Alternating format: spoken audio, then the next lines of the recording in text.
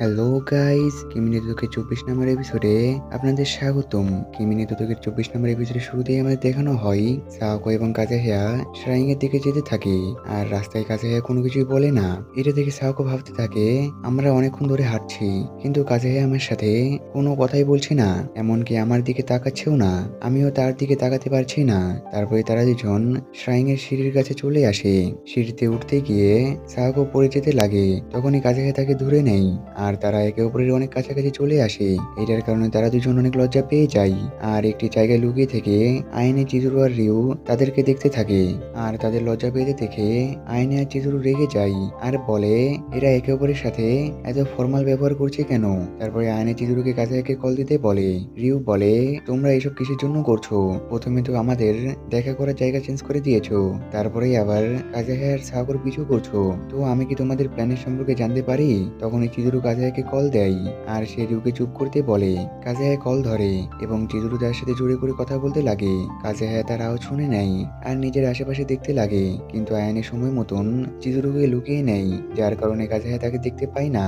আর আয়নে চিজুরুর উপরে অনেক রেগে যায়। তারপরে চিজুরু সবকিছু ভালোভাবে সামলে নেয়। সে কাজেহার থেকে ক্ষমা চাই আর বলে, লাস্টে গিয়ে আমাদের প্ল্যান চেঞ্জ হয়ে গেছিল, সেজন্য আমরা সাহাগুর সাথে যেতে পারিনি, তো আমাদের ক্ষমা করে দাও। কাজেহে বলে, কোনো সমস্যা নেই, আমি সাহাগুর সাথে শ্রাইং এ চলে এসেছি। আর কাজেহে এখনো চিজুরুর আওয়াজ শুনতে পারছিল। চিজুরু তাকে সাহাগুর সাথে মজা করতে বলে।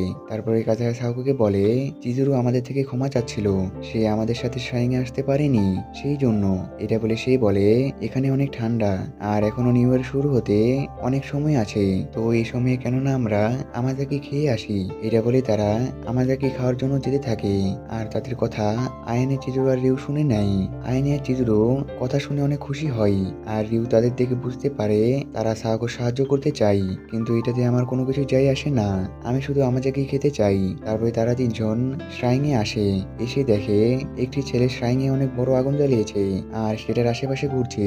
এটা দেখে আয়নে বলে, এই দুনিয়াতে গাধার কোনো অভাব নেই। তারপরে তারা ভালো করে দেখে এটা আর কেউ না, কাজেহের ফ্রেন্ড। তারা কাজেহের ফ্রেন্ডকে দেখে নার্ভাস হয়ে যায় আর বলে, সে যদি কাজেহিকে এখানে দেখে ফেলে তাহলে সে কাজেহের পিছু ছাড়বে না, তো যে করেই হোক তাকে কাজেহের সাথে দেখা করতে দেওয়া যাবে না। আর অন্য দিক দিয়ে কাজেহের সাহকো আসতে থাকে। এটা দেখে তারা দুজন অনেক নার্ভাস হয়ে যায় আর দৌড়ে কাজেহের ফ্রেন্ডের কাছে যায়। আর আয়নে গিয়ে তার হাত ধরে ফেলে এবং তার সাথে কথা বলতে লাগে, কিন্তু তখনই সে কাজেহিকে দেখে ফেলে। সে তাদের বলে, তোমরা এখানে আসবে, তো আমাকে আগে বলনি কেন? আর কাজেহেও এখানে এসেছে, আমি এখনই কাজেহিকে দেখলাম। আয়নে কথা ঘুরিয়ে বলে, তুমি এখানে কার সাথে এসেছো? সে বলে, আমাকে এখানে একা আসতে হয়েছে, কারণ আমার সব ফ্রেন্ড বাসায় বসে থেকে মুভি দেখছে। এটা শুনে আয়নে আর চিজুর অনেক খুশি হয় আর বলে, আমাদের এখানে শুধু একজনকে সামলাতে হবে। কিন্তু তখনই সে আবারও বলে, তোমাদের সাথে কি কাজেহা এসেছে? আমার মনে হয় আমি এখনই কাজেহাকে দেখলাম। আয়নে আর চিজুরু বলে, কাজেহা এখানে আসেনি, কারণ তার বাসা এখান থেকে অনেক দূরে, সে এখানে একা কি করতে আসবে? তুমি হয়তোবা তার মতন দেখতে অন্য কাউকে দেখেছো।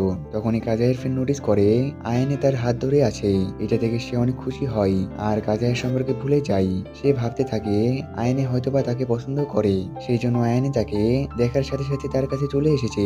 সে খুশি হয়ে বলে, তোমরা সবাই অনেক সময় ধরে আগুনের কাছে আছো, তো হয়তোবা তোমাদের গরম লেগেছে, তাহলে চলো আমরা সবাই মিলে একসাথে গিয়ে আমাজাকি খাই।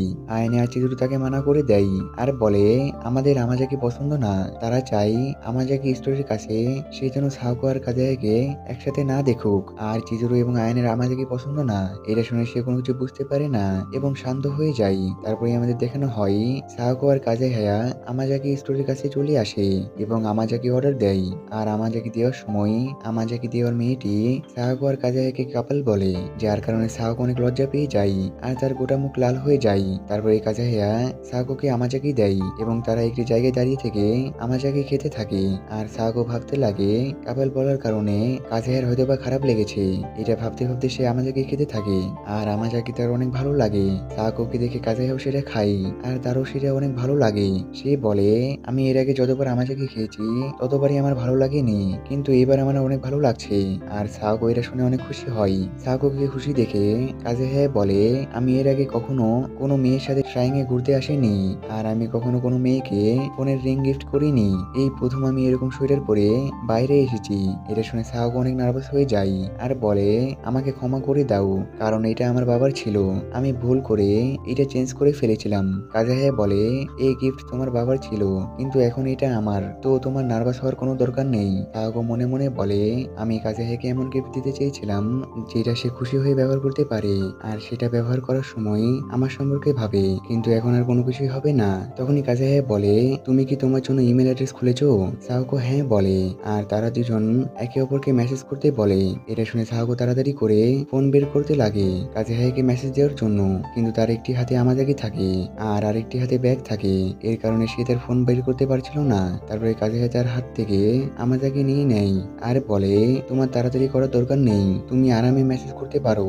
আর সাওকো তাড়াতাড়ি করে তার ব্যাগ থেকে ফোন বের করে আর কাজে হ্যাঁকে মেসেজ করে।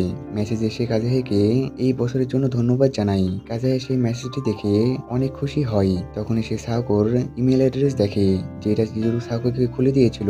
সেখানে লেখা থাকে, সাওকো নট সাদাকো 1231। কাজে হ্যাঁ অনেক অবাক হয় আর তাকে জিজ্ঞাসা করে, তোমার বার্থডে কবে? সাওকো বলে, এটা শুনে কাজে হ্যাঁ বলে, তুমি আমাকে এটা সম্পর্কে আগে বলোনি কেন? এখন আমাদের কাছে বেশি সময় নেই, 15 মিনিটের মধ্যে নতুন বছর শুরু হয়ে যাবে, তো আমি এখন তোমাকে কোনো গিফটই দিতে পারবো না। তারপরে সে সাওকোকে বার্থডে উইশ করে আর বলে, তুমি যদি আমাকে এটা সম্পর্কে আগে বলতে তাহলে আমি আগেই এটার জন্য প্রস্তুতি নিতাম। সাওকো বলে, তুমি আমাকে এর আগে অনেক গিফট দিয়েছো, যার কারণে আমি অনেক খুশি, আর তোমার জন্যই আমার আজকে এত ফ্রেন্ড হয়েছে। আর কাজেহা এবং সাওকো দুজনেই খুশি থাকে। তারপরে কাজেহা সাওকোকে তার ছোটবেলার কথা জিজ্ঞাসা করে। সাওকো তার ছোটবেলার সম্পর্কে অনেক কিছু বলে। বলার পরে সে ভাবতে লাগে, আমার কাছে বলার মতন তেমন ভালো কিছুই নেই, আমি হয়তোবা তাকে বোর করছি। কাজেহা বলে, আমার তোমার কথা শুনতে অনেক ভালো লাগছে। তারপরে সে সাওকোকে তার হবিজের সম্পর্কে জিজ্ঞাসা করে। সাওকো বলে, আমার ছোটবেলায় দড়ি দিয়ে লাফানো আর ভলিবল খেলতে ভালো লাগতো, কিন্তু আমার কোনো ফ্রেন্ড ছিল না, সেই জন্য আমি 2টি চেয়ারে দড়ি বেঁধে তার উপর দিয়ে লাফাতাম, আর ভলিবল আমি দেওয়ালে বল মেরে খেলতাম। সে কাজাহেকে আরো অনেক কিছু বলে, আর বলতে বলতে সে হাই স্কুল পর্যন্ত চলে আসে এবং তার মনে পড়ে সে কিভাবে কাজাহের সাথে পরিচিত হয়েছিল, আর সে কিভাবে তার ক্লাসের সবার সাথে কথা বলা শুরু করেছিল, আর কাজাহে তাকে কিভাবে সাহায্য করেছিল, যার কারণে সে এত ভালো বন্ধু বানাতে পেরেছে। সে এসবের কথা ভেবে অনেক খুশি হয়। আর এখানে এপিসোড শেষ হয়ে যায়। দেখা হচ্ছে নেক্সট এপিসোডে। আল্লাহ হাফেজ।